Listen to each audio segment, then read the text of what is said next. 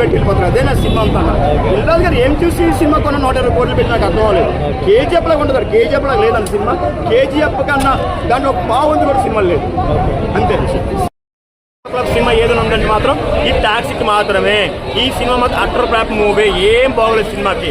ఎందుకంటే మనం చూసాం, ఇడిముడి మూవీ చూసాము, లేనని మూవీ చూసాం, విశ్వనాథ్ సన్స్ చూసాం.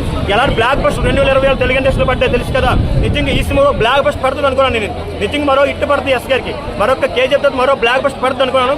నేను ఒక అభిమానిగా మాట్లాడుతున్న సినిమా అయితే ఏమీ లేదు భయ్య. నాకైతే తలనొప్పి తీసుకొచ్చింది భయ్య ఈ సినిమా చూసిన తర్వాత. నిజంగా దిల్ రాజు గారు మీరు మంచి మంచి సినిమాలు తీస్తారు, ఏంటి ఈ సినిమాలు ఎలాంటి సినిమాలు తీసి చూపిస్తున్నారు మన తెలుగు సినిమాలో ఏంటి మైనస్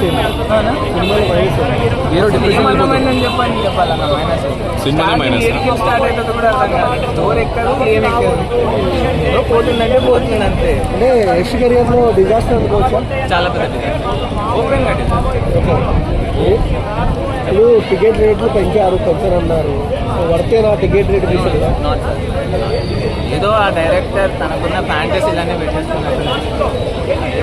కొన్ని ఉంటాయి కదా వాళ్ళ కొన్ని అలా ఈ సినిమా ప్రకారంగా ఒక్కొక్క హీరోయిన్లో ఒక్కొక్కలాగా చూపిస్తున్నారని అర్థం.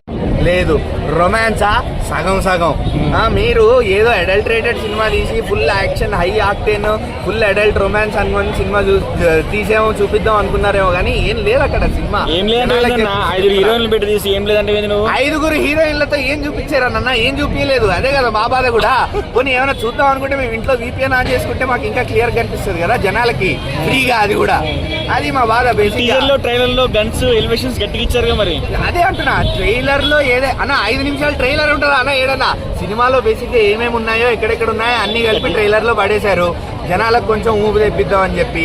ఇక్కడేమో వస్తాడు, వేస్తాడు, చంపుతాడు, రిపీట్. ఇంతకు మించి ఇంకేం లేదు సినిమాలో. ఒక స్టోరీ ఎస్టాబ్లిష్మెంట్ లేదు, స్క్రీన్ ప్లే లేదు, క్యారెక్టరైజేషన్ లేదు, క్యారెక్టర్ ఎస్టాబ్లిష్మెంట్ లేదు, BGM చక్కగా పడలేదు. ఆయన ఏం BGM కొట్టినా కూడా నాకు KGF గుర్తు. 5కి రేటింగ్ ఇస్తే నేను 0.5 ఇస్తాను. ఆ 0.5 కూడా వాళ్ళు 4 ఏళ్ళు షూటింగ్ చేశారు కాబట్టి, ఎంతమందికి తిండి పెట్టారు కాబట్టి అంతే. అంతకుమించి నేను ఇంకేం చెప్పను.